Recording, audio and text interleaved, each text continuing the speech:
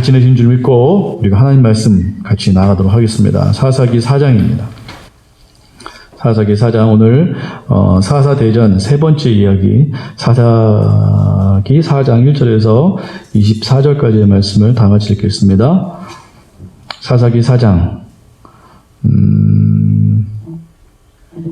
네, 1절부터 24절까지의 말씀을 우리가 그냥 책으로, 성경 책으로 다 함께 읽어야 될 것 같습니다. 1절 제가 여러분 2절 이렇게 반복해서 읽도록 하겠습니다.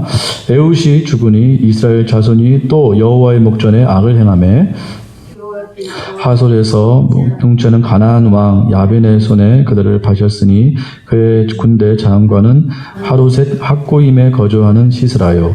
야빈 왕은 철병거 900대가 있어 20년 동안 이스라엘 자손을 심히 학대했으므로 이스라엘 자손이 여호와께 부르짖었더라.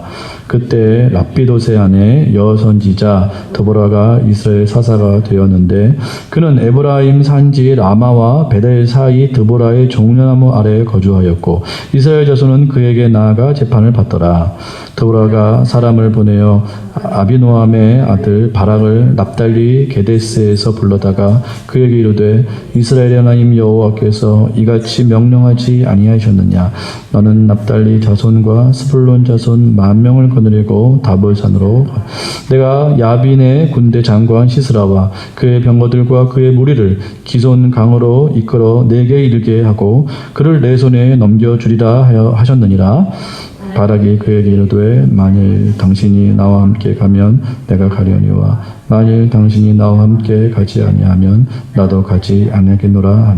이르되 내가 반드시 너와 함께 가리라. 그러나 내가 이번에 가는 길에서는 영광을 얻지 못하리니 이는 여호와께서 시스라를 여인의 손에 파실 것임이니라 하고 드보라가 일어나 바락과 함께 게데스로 가니라. 바락이 스불론과 납달리를 게데스로 부르니 10,000명이 그를 따라 올라가고 드보라도 그와 함께 올라가니 모세의 장인 호밥의 자손 중 겐 사람 헤벨이 떠나 게데스에 가까운 사나님 상수리 나무 곁에 이르러 장막을 쳤더라. 아히노함의 아들 바락이 다볼산에 오른 것을 사람들이 시스라가 모든 병거 곧 철병거 900대와 자기와 함께 있는 모든 백성을 하루셋 학고임에서부터 기손강으로 모은지라. 바락이 이르되 일어나라. 이는 여호와께서 시스라를 내 손에 넘겨주신 날이라. 여호와께서 너의 앞서 나가지 아니하시느냐 하는지라. 이에 바락이 10,000명을 거느리고 다볼산에서 내려가 여호와께서 바락 앞에서 시스라와 그의 모든 병거와 그의 온 군대를 칼날로 혼란에 빠지게 하시매 시스라가 병거에서 내려 걸어서 도망한지라. 바락이 그의 병거들과 군대를 추격하여 하루셋 학고임에 이르니 시스라의 온 군대가 다 가렸더라. 한 사람도 남은 자가 시스라가 걸어서 도망하여 겐 사람 헤벨의 아내 야엘의 장막에 이르렀으니 이는 하솔 왕 야빈과 겐 사람 헤벨의 집 사이에는 화평이 있음이라. 벨이 나가 그에게 이르되 나의 주여 들어오소서 내게로 들어오시고 두려워하지 마소서 하매 그가 그 장막에 들어가니 야엘이 이불로 그를 덮으니라. 시스라가 그에게 말하되 정하노니 내게 물을 조금 마시게 하라. 내가 목이 마르다 하매 우유 부대를 열어 그에게 마시게 하고 그를 덮으니 그가 또 이르되 장막문에 섰다가 만일 사람이 와서 내게 묻기를 어떤 사람이 있느냐 하거든 너는 없다라고 그가 깊이 잠드니 헤벨의 아내 야엘이 장막 말뚝을 가지고 손에 방망이를 들고 그에게로 가만히 가서 말뚝을 그의 관자놀이에 박음에 말뚝이 꿰뚫고 땅에 박히니 그가 기절하여 죽으니라. 바락이 시스라를 추격할 때 야엘이 나가서 그를 맞아 그에게 이르러 오라. 내가 찾는 그 사람을 내가 내게 보이리다 하매 바락이 그에게 들어가 보니 시스라가 엎드려져 죽었고 말뚝이 그의 관자놀이에 이와 같이 이날에 하나님이 가나안 왕 야빈을 이스라엘 자손 앞에 굴복하게 하신지라. 이스라엘 자손의 왕이 가나안 왕 야빈을 점점 더 눌러서 마침내 가나안 왕 야빈을 진멸하였더라. 아멘. 네, 오늘은 사사대전 사사 이야기 세 번째 비주류인 여선지자 드보라에 대해서 함께 말씀을 나누도록 하겠습니다. 인생에는 안타깝게도 주류와 비주류가 있습니다. 주류에 속한 자들이 있고요, 비주류에 속한 자들이 있습니다. 제가 주보에도 말씀드렸듯이 우리는 어떻게든 주류의 그 사회로 진출하기 위해서 참 많은 노력을 하는 것 같습니다. 지난주 우리가 보았던 왼손잡이 에훗도 사실은 비주류죠. 왼손잡이는 오른손에 장애가 있는 사람이고, 오른손에 장애가 있다는 것은 심각한 어떠한 장애가 있는 것이고, 주류 사회에서는 이렇게 배격을 당하는 그러한 존재라는 것을 분명히 알 수가 있습니다. 그래서 왼손잡이, 오른손에 장애가 있던 에훗을 통해서 하나님께서 어떻게 이스라엘 백성을 구원하셨는가를 살펴보았고요. 오늘은 두 번째 그 비주류 여인에 관한 이야기입니다. 이 여인이 사사예요. 또 전쟁에 이렇게 쓰임받는 사사입니다. 첫 번째 이 여인은 당시에 숫자에서 제외될 만큼 어떤 주류 사회에서 열외의 존재였습니다. 그래서 인권도 없었고요. 여러 가지 그런 불이익이라고 할 수 없어요. 왜냐하면 원래 자체가 열외이기 때문에 전혀 어떤 이 사회에서 인정을 못 받는 논외의 그러한 존재였기 때문에 굉장히 그러한 열악한 그러한 존재였습니다. 그러한 여인이 사사였고, 그 사사는 힘이 없죠. 당연히 여자이기 때문에 남성보다 힘이 없습니다. 그럼에도 불구하고 하나님께서 전쟁에서 이 여사사 드보라를 사용하십니다. 이게 참 기가 막힌 하나님의 은혜인데, 어떻게 이 비주류의 사람들을 하나님께서 사용하셔서 하나님의 역사를 일구어 가시는가, 이것이 오늘의 주제가 되겠습니다. 비주류를 사용하시는 하나님, 이것이 주제입니다. 오늘 내용을 보면 긴 절을 읽으셨는데 내용은 이렇습니다. 이스라엘이 또 죄를 지었어요. 그러니까 하나님께서 또 심판을 하십니다. 이 사사시대 하나님의 심판은 항상 대적이었어요. 이번에는 가나안 왕이었습니다. 가나안 왕 야빈이었어요. 야빈은 특별히 철병거 900대가 있었습니다. 이 철병거 900대라는 것은 당시는 청동기 시대였거든요. 그래서 이스라엘은 칼을 갖고 있었는데 다 청동검이었어요. 청동검은 좀 무르죠. 철보다는 안 셉니다. 그래서 이렇게 청동으로 뭔가를 베거나 뭔가를 할 때는 철보다는 좀 약한 면이 많이 있어요. 근데 이스라엘은 아직 청동기 시대였고, 그것도 칼을 갖고 있었고, 가나안 이 나라에서는 철기를 갖고 있었어요. 철기가 청동보다 더 셉니다. 그리고 병거가 있었다라는 거예요. 그러니까 이들은 보병이었다면, 이스라엘은 보병이었다면 이 사람들은 기병이었어요. 철병거를 장착한 기병, 상대가 안 되죠. 지금으로 말하면 마치 우리나라와 미국과 싸우는 것과 똑같습니다. 우리나라에 비해서 미국은 엄청난 그런 군사력을 갖고 있지 않습니까? 천조국이라고 그래요. 미국을 천조국이라고 말하는데 왜 천조국인지 아세요? 국방비가 한 해에 1,000조예요. 1,000조. 우리나라는 그 한 해 예산이 뭐 몇백 조잖아요. 400조? 뭐 500조? 이 정도잖아요. 우리나라 한 해 예산이 한 400조. 근데 미국은요, 한 해 국방 예산이 1,000조예요. 1,000조. 천조국 그러는데 상대가 안 되죠. 우리나라의 국방력과 미국의 국방력은 이건 상대가 안 됩니다. 근데 그 두 나라가 싸우는 것과 같은 것이에요. 상대가 안 되겠죠. 그래서 그 철병거 900대가 있는 그러한 이 가나안 이 나라가 이스라엘을 지금 압제를 하고 있는 것이에요. 막 괴롭히고 있는 것이에요. 막 견딜 수가 없어가지고 하나님께 기도를 했습니다. 그때 사용하셨던 이 사사가 바로 여사사, 하필 여사사. 가장 센 나라, 국방력이 가장 그 센 나라 앞에서 하필 하나님께서는 남성이 아닌 비주류인 여성을 사용하십니다. 여사사 드보라를 이제 사용하시는데, 드보라가 이제 하나님 앞에 부름을 받았습니다. 그때 바락을 부릅니다. 아마 바락은 군대 장관이었던 것 같아요. 그래서 이제 드보라가 이제 전쟁에 이제 참전하는데 바락을 부릅니다. 바락, 너가 같이 전쟁에 나가자. 이렇게 이제 콜링을 하죠. 그래서 함께 전쟁을 나가는데 8절에 보니까 그렇게 말을 하고 있어요. 바락이. 군대 장관이었던 바락이 여사사 드보라에게 8절에 이렇게 말하고 있습니다. 바락이 그에게 이르되 만일 당신이 나와 함께 가면 내가 가려니와 만일 당신이 나와 함께 가지 아니하면 나도 가지 아니하겠노라 하니. 그러니까 이 지금 바락은 누구를 의지하고 있는 것이에요? 드보라를 의지하고 있는 거예요. 철저하게. 그래서 당신이 가면 내가 가겠고 당신이 가지 않으면 내가 가지 않겠습니다. 바락은 남성이었고 또 군대 장관이었음에도 불구하고 여사사였던 드보라를 철저히 의지하고 있는 모습을 보게 됩니다. 그렇습니다. 참 희한하죠? 당시 여성의 이 참 지위가 말도 못하게 낮은데 그 권세와 권위가 정말 말도 없이 이게 없음에도 불구하고 바락은 여자 사사였던 이 드보라를 철저하게 의지하고 있는 모습을 보게 돼요.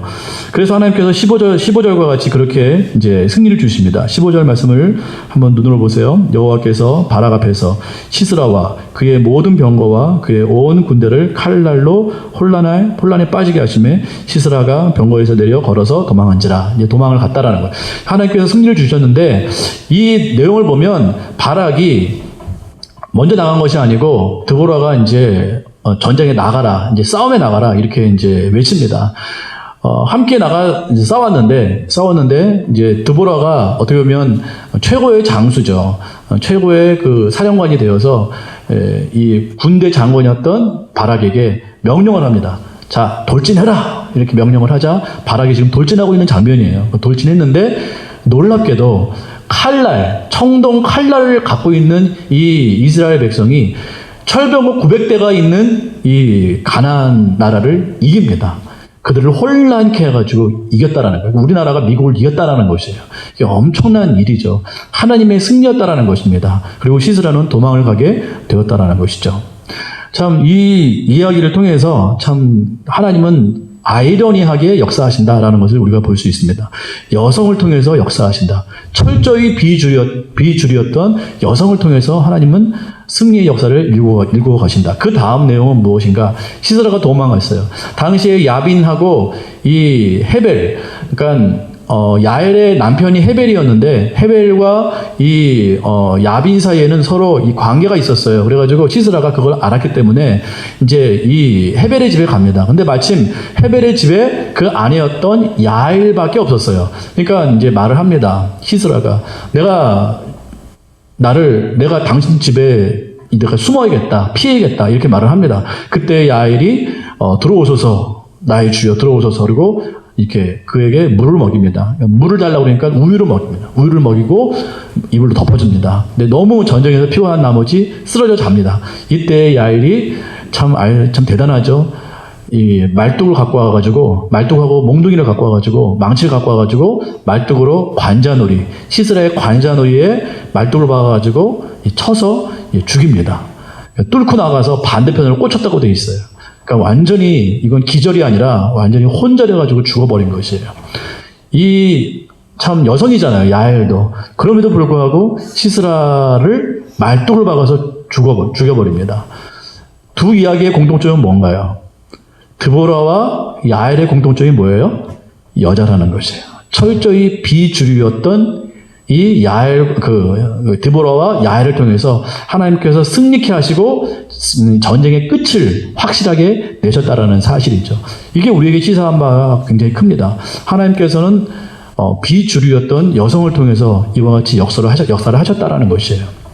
그것도 하필 가장 강력한 철병거 900대가 있었던 그 인근에서 가장 강력했던 가나안 이 나라를 하나님께서 가장 연약하다고 인정하는 그러한 여성을 통해서 하나님께서 승리를 하셨다라는 것입니다. 이 이야기가 우리에게 시사하는 의미가 무엇일까요?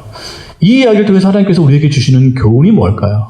하나님은요, 우리의 방식대로 일을 하지 않는다라는 것입니다.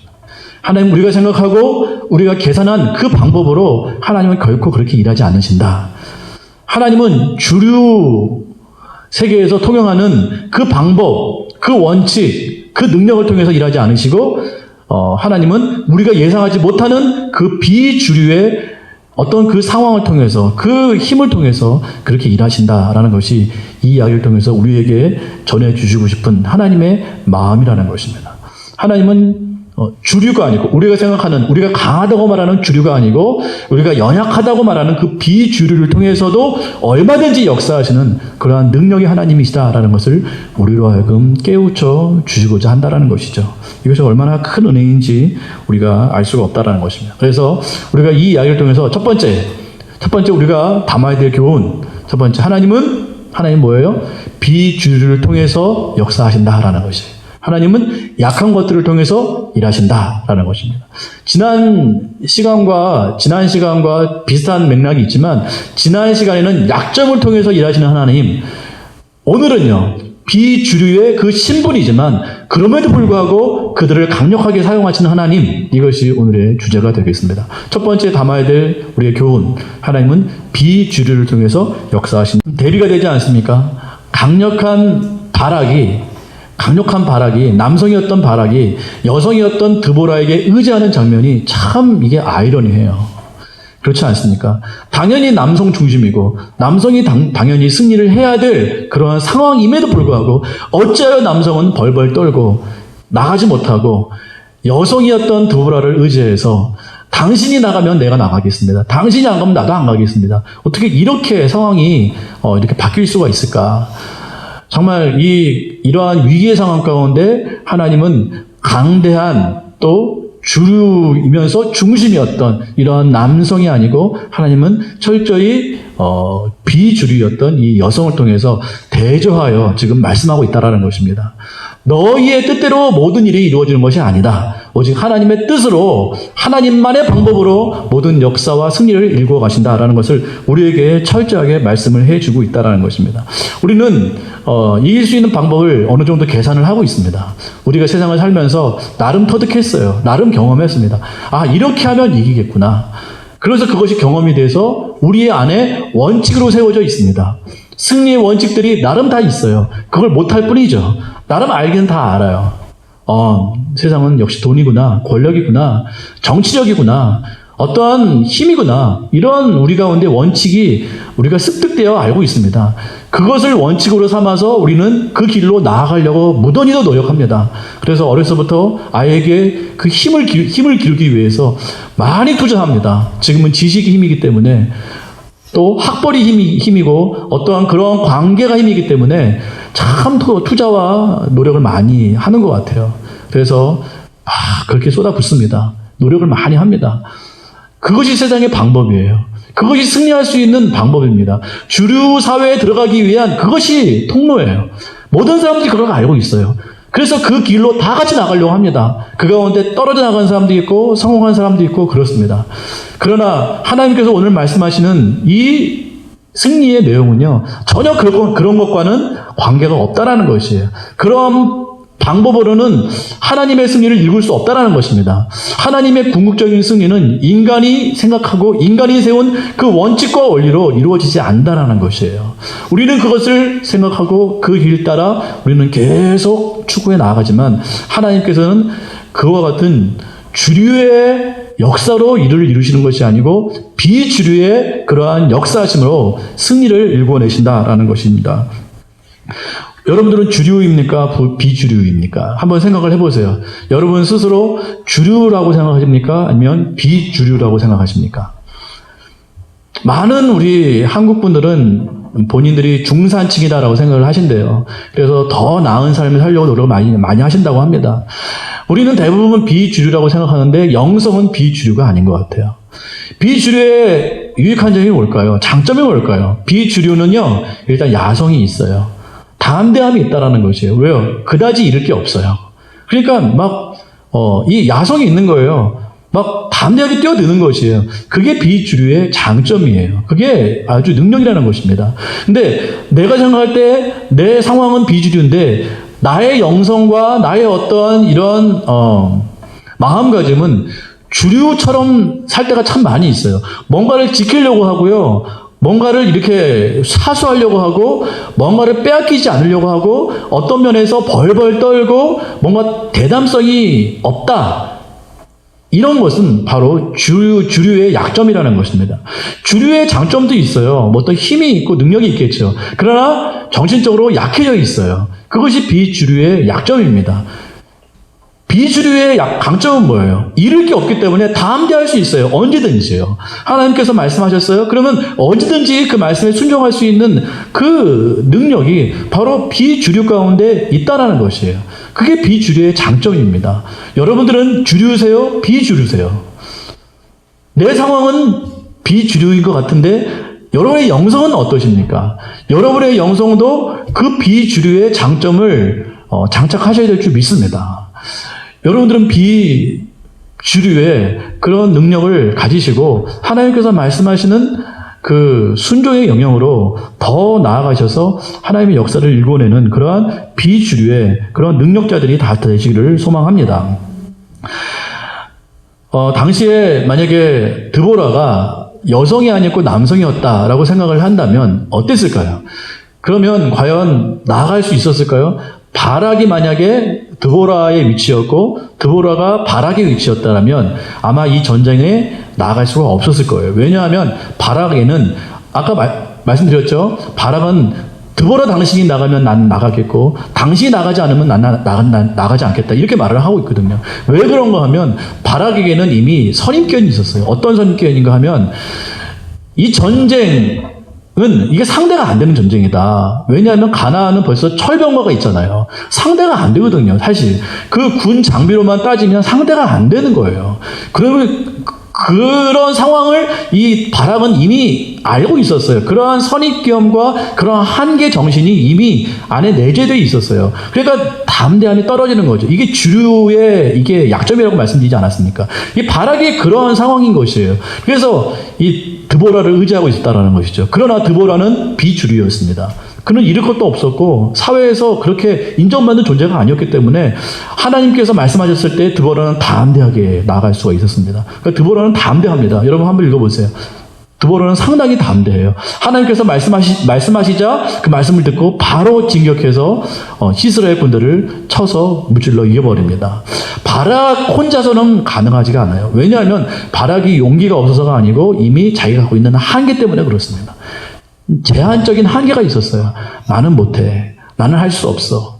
나는 저 철병 앞에서 나는 무력해. 이러한 어떤 주류 사회에서 통용하는 어떠한 이러한 원칙과 원리 때문에 바락은 나갈 수가 없었다라는 것이 이게 주류의 한계라는 것입니다. 이걸 뛰어넘는 것은 바로 드보라의 그 비주류의 영성이었다는 것이에요. 이걸 뛰어넘는 영성이 있어야 되는 것이에요. 우리가 비주류입니까? 그럼 비주류의 영성이 있어야 돼요. 이것마저 없으면 우리는 참된 능력을 발휘할 수 없을 것입니다. 제한된 주류를 뛰어넘을 수 있는 것은 한계가 없는 비주류의 영성이에요. 제한이 있는 주류, 나아가지 못하는 주류, 벌벌 떨고 있는 주류를 뛰어넘는 것은 비주류의 담대함이라는 것이에요. 하나님은 뭘 사용하세요?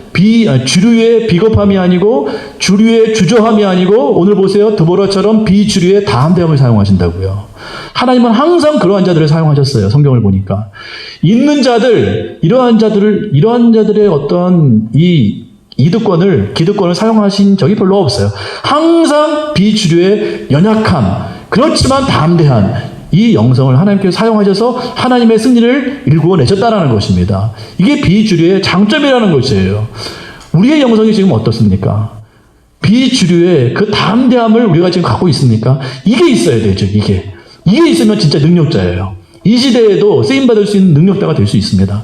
그러나 우리의 영성이 주류의 어떠한 안락함과 안정됨과 편안함과 주저함과 비겁함 이런 것들로 점철되어 있다면 우리는 강력한 비주류의 영성을 우리가 나타낼 수 없을 것입니다.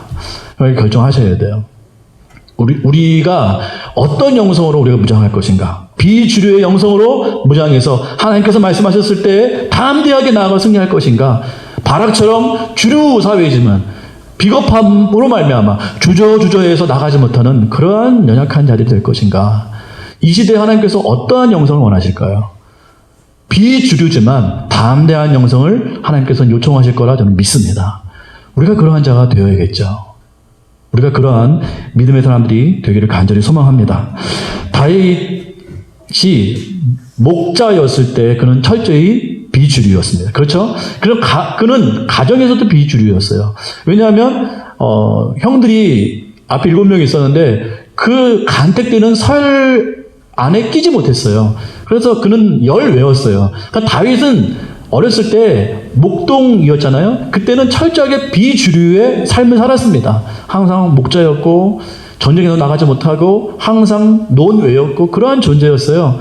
그러한 존재였는데 그가 어떻게 하다 전쟁에 나가게 되죠. 근데 그가 아주 이게 골리앗을 보고 열정을 내는 걸 보고서 이 사울 왕이 다윗을 씁니다. 네가 나가봐라. 이렇게 했는데 여기서 잘 보세요. 다윗에게 무엇을 입히나요? 사울이 왕이 입었던 갑옷을 입힙니다. 이 사울 왕이 입었던 갑옷은 뭘까요? 그건 주류 사회에 쓰던 무기였어요. 그럼 다윗은요? 비주류였잖아요. 그가 갖고 있던 무기는 뭐였죠? 돌팔매예요. 돌이에요, 돌. 근데 하나님께서 무엇으로 승리케 하셨나요? 다윗이 주류 사회에서 입었던 갑옷을 입고서 걸어보니까 불편한 거예요. 이건 내 옷이 아니구나. 다윗은 비주류였기 때문에 주류 사회에 쓰였던 그러한 무기가 맞지 않은 것이었어요. 자기가 여태까지 썼던 비주류의 그 능력, 그건 뭐죠? 하나님의 영이었죠. 하나님의 영을 담아 돌로서 승리를 할 수 있었다라는 것입니다. 그 다윗이 다윗처럼 될 수 있었던 것은, 다윗이 다윗으로서의 승리를 할 수 있었던 것은 주류의 갑옷이 아니었어요. 갑옷은 주류 사회에 쓰는 무기였어요. 근데 주류 사회에 썼던 그 갑옷으로 승리할 수 있었나요? 아니에요. 오히려 골리앗은 더 큰 것으로 무장하고 있었어요. 그러니까 더 큰 것으로 무장하니까 이거 못하는 거예요.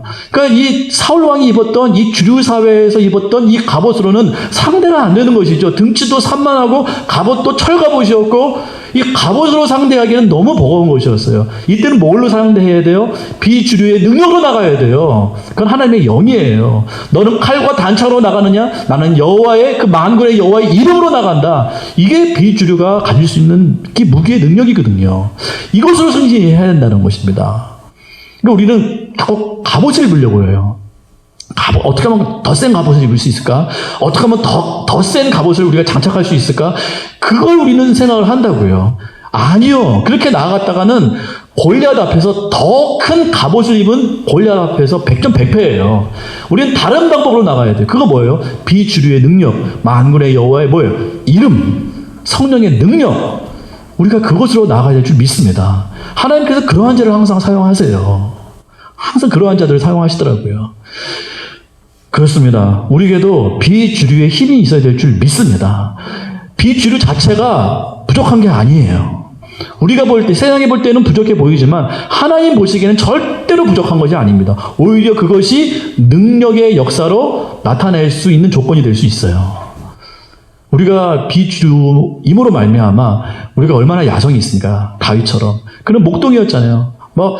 갑옷, 어떤 창, 칼, 이러한, 이런 것들을 가지려고 한 것이 아니고 들판을 돌아다녔어요, 그냥. 곰과 싸우고요, 사자와 싸우고요, 거기서 들판을 뛰어다니면서 엄청난 야성을 길렀어요. 그 비주류의 능력 아닙니까? 그 비주류의 능력으로 마치 짐승을 때려잡듯이 그렇게 골리앗을 때려잡았다라는 거예요. 그게 비주류의 능력이라는 것입니다. 이걸 우리가 장착을 해야 돼요. 이 시대는 그러한 자들이 승리하는 시대입니다. 똑같이 세상과 똑같이 발맞춰가지고 그렇게 나가서는 승리할 수가 없어요. 우리는 만군의 여호와의 이름으로 나가야 됩니다. 그 힘으로 나가야 돼요. 다윗 이야기를 좀 더 해봤으면 좋겠어요. 다윗이 가장 순종 잘하고 다윗이 가장 능력 있을 때가 언제인 줄 아세요? 아둘람굴에서 400명의 그 모자란 사람들과 함께 지냈을 때예요. 거기서 상처 입은 자, 비루한 자들과 그러한 자들이 몰려왔거든요. 다윗이 쫓겨났을 때. 철저히 비주류였죠. 다윗은요, 쫓겨다녔어요. 근데 희한하게 다윗의 영성은 쫓겨다니는 그 비주류의 삶에 더 강력함이 있었어요. 그 400명의 사람들과 아둘람굴에서 살고 있었어요. 굴에서. 철저히 비주류로 살고 있었어요. 근데 다윗의 영성을 보세요. 그때가 가장 좋았어요. 첫 번째. 그러나 다음도 있습니다. 하나님께서 가라고 하는 곳에 가서 승리를 해냈어요. 다윗은 그 400명의 군사, 그 군사도 아니죠. 완전히 도적대죠, 도적대. 홍길동처럼. 그러한 도적대를 이끌고 가가지고 막 아말렉 군사를 쳐서 이기고 굉장히 강력한 그러한 담대함이 있었습니다. 부족함에도 불구하고 담대함이 있었어요. 첫 번째. 두 번째. 하나님 말씀에 철저히 순종합니다. 사울 왕을 죽이지 않아요. 하나님 말씀이 살아있었어요. 다윗에게. 죽이지 마. 안 죽입니다. 자기의 의미대로 이렇게 안 해요. 철저히 하나님의 음성을 듣고 삽니다. 세 번째요. 그는 사람들을 용서하며 사랑했어요. 형제들을 사랑했었어요. 그래서 힘이 들어서 아말렉을 칠 때요. 힘이 들고 연약해서 못 나온 형제들이 있었거든요. 다른 사람들은 그 탈취물을 그들에게 주지 말자고 그래요. 다윗은요, 나누어 주자고 해요. 그러니까 형제 사랑이 굉장히 대단했죠. 다윗은 참 아이러니하게 비주류, 쫓겨다니는 도망자 신세였을 때 영성이 가장 좋았어요.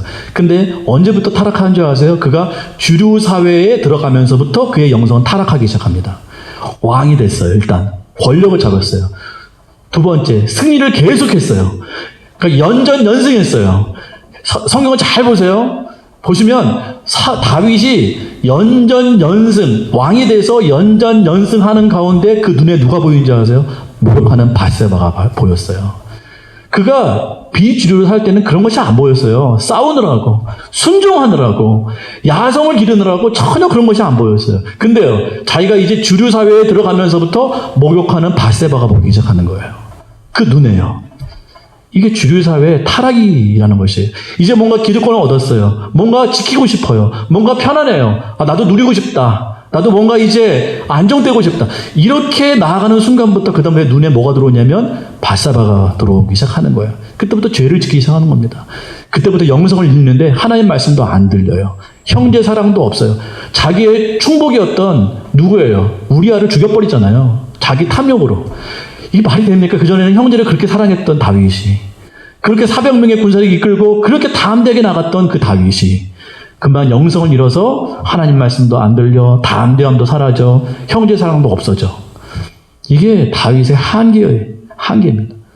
그 다윗은 주류 사회에 들어가면서부터 영성을 소실했어요.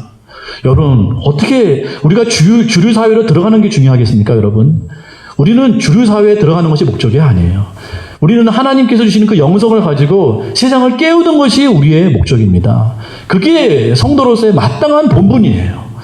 우리가 조금 주류 사회에 나아가서 세상 사람과 발맞춰서 좀 인정받고 이 정도가 우리의 목적이 아니라는 것입니다. 다윗을 보세요. 주류 사회에 들어가자마자 타락해버리잖아요. 그러므로 우리는 영성이 충만한 비주류로 남는 것이 좋을 것 같습니다. 아멘이시겠어요? 비주류의 영성을 가지고 세상을 압도해 나가는, 하나님의 영으로 압도해 나가는 능력 있는 비주류가 되기를 간절히 소망합니다. 그럴 때 하나님의 역사가 우리를 통해서 일어나게 될 줄 믿습니다. 자, 두 번째 인물은요, 야엘이에요. 야엘은 어떠한 사람이었는가? 그는 준비된 사람이었어요. 자, 비주류라고 다 사용되는가? 그렇지 않아요. 비주류에 있다고 해서 하나님께서 다 사용하는 것은 아닙니다. 비주류에 있다 할지라도 준비된 사람들을 사용하세요. 그러니까 철저히 준비가 되어 있어야 돼요. 자, 야엘 보세요. 11절 보세요. 11절이 갑자기 가운데 쑥 삽입되어 들어왔어요. 한창 드보라와 바락 이야기하고 있다가 갑자기 뜬금없이 11절에 야엘 이야기가 갑자기 쑥 들어와요. 근데 야엘이 누구와 관계되어 있는 사람이에요? 우리가 잘 아는 사람. 모세와 관련되어 있는 사람이에요. 그러니까 야엘의 남편이 헤벨인데요. 헤벨은 누구의 자손이에요? 누구의 자손이냐면 다윗의, 여기 장인으로 되어 있는데 장인이 아니고 처남입니다. 처남 호밥. 그러니까 이 장이라는 말에는 여러 가지 이제 쓰임새가 있는데 호밥인 것 같아요. 아니, 호밥이 이게 처남인 것 같아요. 그러니까 모세의 처남이었던 호밥의 자손이 바로 헤벨이었고 그 헤벨의 아내가 바로 야엘이었어요. 그 말도로 이렇게 때려 죽인 그 사람. 근데 갑자기 헤벨도 아니고 야엘 얘기를 하는데 저 멀리에 있는 누구를 끄집어내고 있어요, 지금? 모세를 끄집어내고 있는 거예요. 갑자기 뜬금없이. 그러면 야엘을 강조하면서 지금 누구를 강조하는 건가요? 모세를 강조하고 있는 것이에요. 그러니까 야엘은 결국은 모세의 영성을 이어받은 사람이다라는 말을 하고 싶은 거예요. 안 그러면 11절에 이야기를 쓸 이유가 없거든요. 갑자기요. 아니, 드보라 얘기를 하고 있는 가운데 왜 갑자기 야엘 얘기를 합니까? 이 이유는요, 야엘은 여성인데, 이 여성은 시스라를 때려잡았는데, 말뚝으로 때려잡았는데, 이 야엘의 영성은 누구에서부터 거슬러 온 것이다? 모세에서부터 거슬러 온 거다라는 걸 강조하고 싶은 거예요. 야엘이 갑자기 시스라가 왔을 때, 헤벨의 집과 이 야빈의 집은 이 가나안 왕 야빈의 집은 서로 내통함이 있었어요. 서로 관계가 있었기 때문에 서로 호영호재했던 것 같아요. 근데 야엘은요, 누구의 정기를 물려받았어요? 모세의 정기를 물려받은 사람이에요. 우리로 말하면 그 영성을요. 모세의 영성을 물려받은 사람이 바로 여자였던 이 야엘이었어요. 그것도 비주류 여성 야엘. 헤베리어도 몰라요. 근데 하필 야엘이에요. 야엘. 여성 야엘. 그 비주류였던 야엘이 모세의 영성을 물려받아 준비하고 있었던 것이에요. 이때 헤벨이었으면 아마 이 시스라를 죽이지 않았을 가능성이 있습니다. 근데 야엘은 비주류였지만 본인이 비록 멀리 있었지만 모세가 이 이스라엘과 어떤 관계에 있는 사람이라는 걸 분명히 알고 있었고, 그러므로 말미암아 이 가나안 왕, 그리고 특별히 이 장군이었던 시스라는 반드시 죽어야 될 사람이라는 것을 알고 있었어요. 영적으로 준비가 된 여인이 바로 이 야엘이었다는 것입니다. 그 야엘은 딱 시스라가 들어오자마자 왔구나. 죽일 때가 왔구나. 하나님의 명령을 듣고 이 일을 행한 것이라는 것을 지금 말하고 있는 것이에요. 그래서 내통함이 있었던 이 집에 오자 누워서 이게 잠이 들자마자 때는 이때다 하고서 말뚝을 박아가지고 죽여버리는 강력한 비주류의 여성 야엘 이야기가 바로 우리에게 던지는 그 시사하는 바가 크다라는 것입니다. 그게 뭐예요? 준비가 되어 있어야 돼요. 모세의 영성으로 준비가 되어 있어야 돼요. 그냥 넉넉고 있으면 안 됩니다. 시스라가 와도 넉넉고 있으면 죽일 수가 없어요. 왜요? 준비가 안 되어 있으니까요. 그러나 모세의 영성으로 이 야엘은 비주류였지만 이름도 빛도 없었지만 그는 철저하게 준비하고 있었어요. 오면 죽이리라. 드디어 때가 왔어요. 그러자 말뚝으로 박아 죽였다라는 것입니다. 야엘의 영성, 모세의 영성이에요. 모세의 영성. 모세는 처음엔 주류였습니다. 그죠? 바로의 궁정에서 주류의 사회에서 살았어요. 그 왕자로 잘 살았어요. 그러다가 사람을 잘못 죽여가지고 도망자 신세가 됐죠. 그래서 미디안 광야에서 40년 동안 비주류로 살았어요. 근데 보세요. 상황은 비주류였지만 영성은 전혀 비주류가 아니었어요. 모세가 그런 사람이었어요. 상황은 비주류예요. 지금 목자로 살고 있어요. 미디안 목자로 살고 있는데 그냥 조용히 살고 있었어요. 평범하게. 상황은 그냥 비주류예요. 근데 영성은요. 영성은 주류예요. 전혀 영성이 없어요. 야성이 없어요. 그냥 이렇게 사는 거예요. 그냥 목동으로 사는 거예요. 편안하게. 하나님께서 끄집어내시죠. 모세야 나와 함께 이스라엘 구하러 가자. 못 간대요. 왜 못 간 줄 알아서? 비겁해서가 아니에요. 모세가 한 모든 변명은 다 변명일 뿐이에요. 사실은 그 안에 주류의 그 영성으로 갇혀 있었어요. 나는 여기가 좋사오니 내가 이 나이에 뭘 하겠습니까? 저는 그냥 이리로 살다 죽겠습니다. 이게 주류의 영성이에요. 잘못된 이제 연약함이죠. 그러니까 항상 안 나가려고 하는 건 주류예요. 도전을 안 하려고 하는 건 항상 주류예요. 뭔가 시도를 안 하려고 하는 건 항상 주류입니다. 그러나 보세요. 하나님께서 끄집어내셔서 그로 하여금 연단시키십니다. 광야로 이렇게 이끄시죠. 그러면서 보세요. 모세가 점점 야성을 잃습니다. 말을 못한다고 그러니까 형 아론을 이렇게 붙여주십니다. 근데 아론이 처음에는 얘기를 했다가 10장 보시면 아론이 처음에는 막 얘기를 해요. 먼저. 근데 점점 지나면서 누가 나선 줄 아세요? 모세가 나서기 시작합니다. 아론은 점점 뒤로 들어가고 모세가 점점 담대하게 나가가지고 바로 앞에서 계속 이렇게 이제 말을 합니다. 모세의 영성이 점점 길러지기 시작하는 거예요.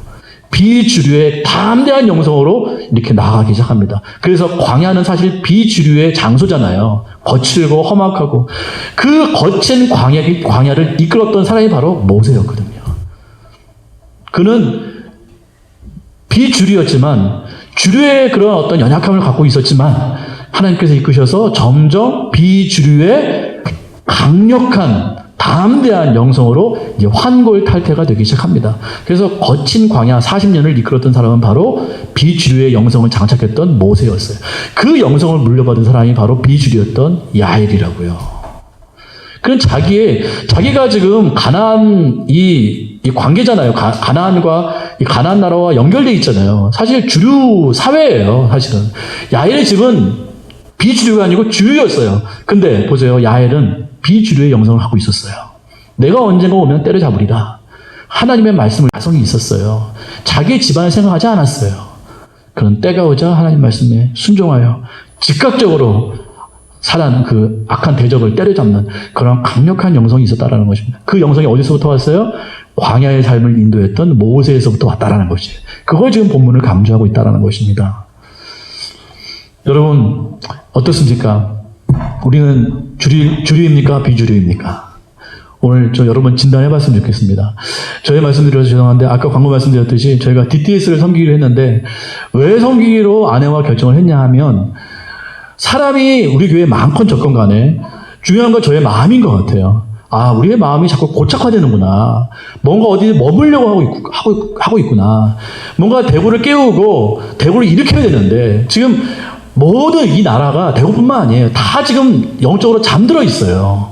영적으로 잠들어. 보세요. 아내하고도 아침에 그게 했는데, 이 코로나에서 시작된 그 시발점, 처음에 시작했던 그 확진자 두 사람이 누군지 아세요? 첫 번째 대구에 있던 31번 확진자가 그 사람들은 이단이었잖아요. 그죠? 이단, 그 신천지에서부터 시작된 사람이잖아요.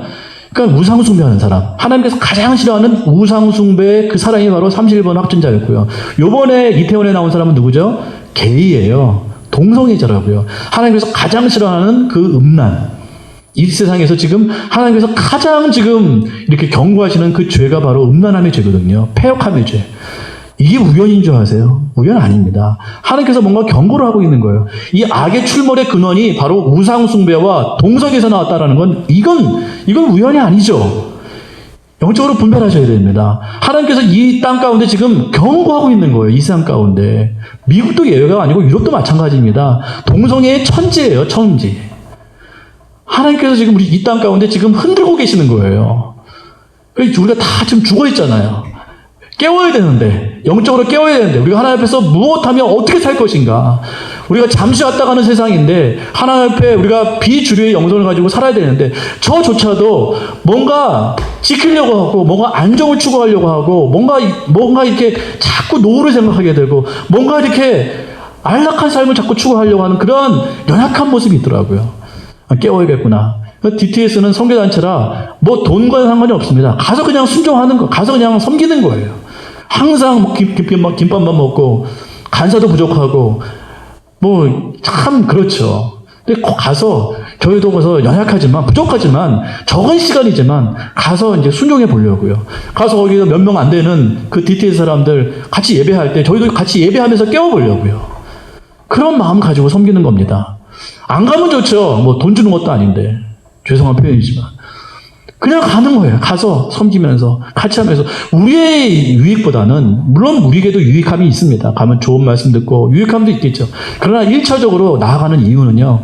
같이 가서 영성을 좀 깨워보려고 대구의 영성을.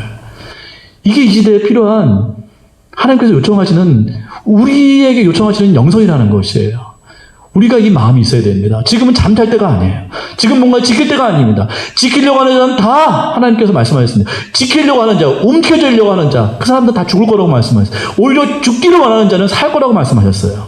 그러한 자는 반드시 삽니다. 하나님께서 분명히 말씀하셨어요. 가난한 자는 복이 있다고 말씀하셨어요. 가난한 자들이 복이 있다고. 애통하는 자가 복이 있다고 말씀하셨어요. 의에 줄이고 굶주린 자가 복이 있다고 말씀하셨어요. 주님의 의와 그 하나님의 나라를 위해서 굶주리고 나아가서 영성을 가지고 뛰는 자들이 하나님 앞에서 큰 복을 받게 될 거라고 말씀하셨습니다. 이 시대는 잠들어 있을 때가 아닙니다. 여러분 주류입니까? 비주류입니까? 우리의 영성이 과연 주류입니까? 비주류입니까? 오늘 우리가 한번 우리 스스로에게 생각하시면서 우리가 정말 하나님 앞에서 언제든지 담대하게 나아갈 수 있는 그 비주류의 삶으로 나아가시를 간절히 소망합니다. 함께 이 시간 기도합니다.